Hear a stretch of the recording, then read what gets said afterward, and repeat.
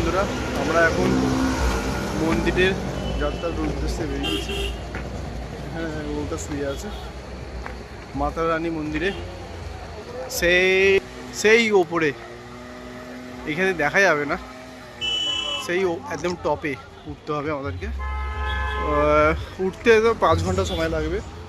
আমরা সবে বেরিয়েছি, দেখতে পাচ্ছ এদিকে অন্ধকার। রাত্রিরে সারা রাত ধরে হাঁটবো, সেই প্ল্যানিং হয়েছে আমাদের। পুরো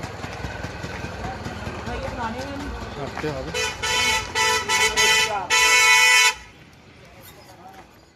দেখো যাচ্ছি আমরা হেঁটে হেঁটে, আর রাত্রির ভিউটা দেখো, দারুণ লাগছে,